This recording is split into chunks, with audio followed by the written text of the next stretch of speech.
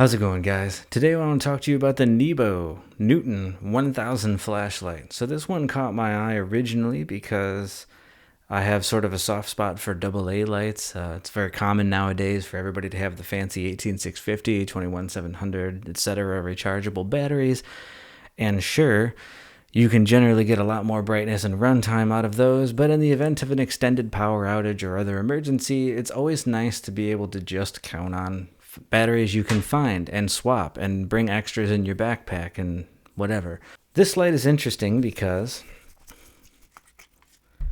it comes with a cool sheath thing that allows you to load 4 AA batteries. I have dropped the light, and one thing that I'll say is, and it's not shocking for this price point, but you can probably see if the camera will focus here, there's a couple little scuffs on it in the body. Not a big deal, but it's a little softer metal than other lights that I've had. There's another chip up by the bezel. For 20 bucks, you know, who cares? In a way, it's kind of to be expected. But just to let you know, it's not the hardest metal if you're looking for something that's going to take a lot of huge drops without the body being marred up. This may or may not be the ideal solution, but it doesn't affect the light's ability to function yet. And a couple of times I've dropped it. I've let my toddler play with it a little bit, shining it around. He's dropped it. It's not seemed to make a huge deal. I like the idea of being able to use 4 of my rechargeable nickel metal hydride batteries in this, or hot swapping to an alkaline. In an emergency, I like the idea that the low mode gives you 20 hours of battery life. That's almost a full day of leaving this light on nonstop, which probably wouldn't happen unless you were stranded somewhere.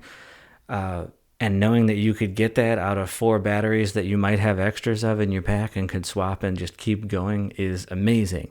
Even in its fullest 1000 lumen bright mode, it can still give you just about 2 hours of battery life. So this seems like a pretty good value light at a glance for about $23 to get you that 1000 lumen. They do make a version of this that's down to 500 and goes up to 1500 as well, so you have some options. So to talk about my actual experience using it, let's go outside and I'll show you it in action. Alright, we're outside to test out the Newton 1000. So straight off, this is its high mode, which it defaults to coming on to every time you hit the button. While it's on, if you do like a light press on it, maybe like what you call a half press, you'll switch down a mode. So this is medium. Frankly, I don't really notice much of a difference between the high and the medium myself. I often use the medium just because you get better runtime, and I don't really feel like it's a big step down in terms of brightness. You can notice when you step down into the low. Now, I still find this very usable, so this is a mode that I would probably advocate using a lot of the time for just general walking around outside, because as you can see, there's a pretty big area lit up in front of you. Where I currently have it, I'll show you adjusting the bezel a little bit in a second, but it still reaches pretty far. Everything's obviously always a little darker on video than it is in real life. I can actually see those trees across the street from where I am. They're probably about 50 to 70 feet away. 20-25 meters, something like that. Here's adjusting the bezel a little bit. We can focus it in. Okay. With it focused, I guess on the video you still can't really see the trees across the street here, but I can in real life. One thing I'll note about this, I don't often, when I've played with this, use it in its most focused in setting, only because I don't notice that it makes the area that it's tight on all that much brighter. I mean, it is a little different, which I'll show here, but not much. I mean, this is its maximum width, and I find this way more useful. This isn't a super throwy flashlight in general. It does a decent job, especially if what you've been using is mostly little pocket lights and stuff. It throws further than that, but even at its maximum focus, it's only like medium, I would say, as a thrower. And like I said, the hot spot that it creates isn't that much brighter and doesn't give you that much more detail than when it's wide. So this, on its highest mode, full width, blows up pretty much everything in front of me in a huge arc. And what you probably can't tell, where you can see here on the camera that it starts to taper off outside of the hotspot. Again, to me in person, that's a usable amount of light, and I can still see the leaves on the ground there. I don't know how well that comes through on the video, but it's fairly usable.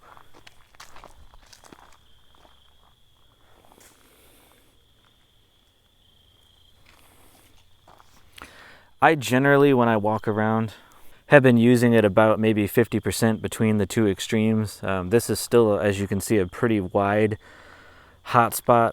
It's not full width, but it's close. I really think that or full width is where this flashlight is at its best.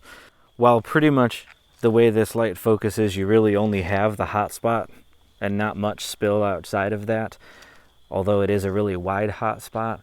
The nice thing about that is it's a real smooth piece of light. I've had other flashlights that could produce like this wide of a, circle of light on the ground, but it was like a really small hot spot inside of that, and then what was outside of it was a much less bright radius of light. So this is kind of cool that it's like this big of a circle. Go to full width again just so you can kind of get an idea of that shining around.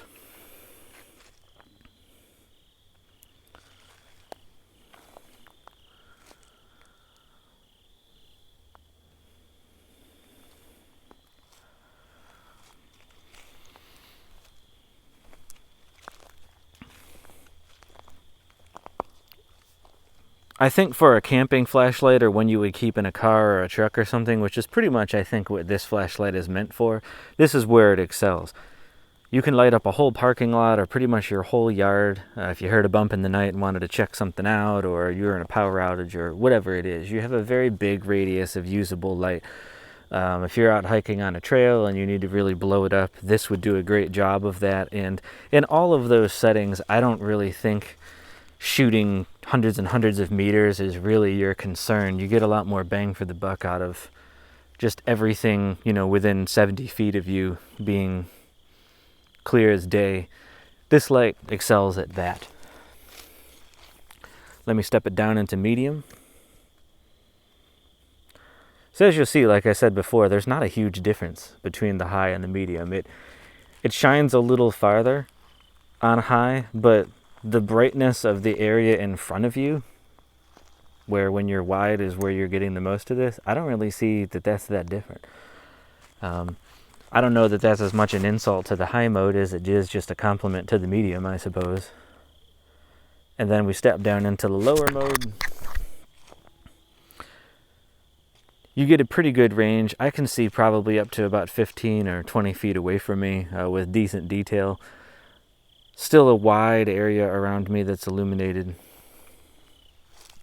And of course, like in any low mode, you get the benefit of a lot of runtime. So a quick wrap up at the end of that. Things I think this light does really well. I like that it gives you an adjustable bezel. It's not the tightest beam at its most focused setting, but it's okay. For whatever reason, I found that the few flashlights I've had in the last couple of years that do allow you to adjust the focus don't seem to focus very tight. For whatever reason, lights that have a fixed bezel seem to have a much tighter hotspot. Not sure why that is, just an observation. But it's nice to have the ability to switch it up. Like I said outside, I usually use it at about the midway or all the way wide setting on this. I just think that the beam profile that this puts out, that's where you're getting the biggest bang for your buck. It's where it really shines, pun intended. I like the concept of it. It's kind of a big flashlight without being so big that it's like a mag light where it would be hard to put in a coat pocket or something. This you could put in a coat pocket. Or use a lanyard to hang from a backpack or something. It would be a little heavy, but as a camp light or something, this would do a great job. You wouldn't have any issues. You wouldn't be regretting the weight, I don't think, in a lot of cases. And the 4 AA batteries allow it to actually keep up to a fair degree with some of the special battery lights in similar sizes in terms of its overall brightness and the kind of beam that it can throw out there, which is cool.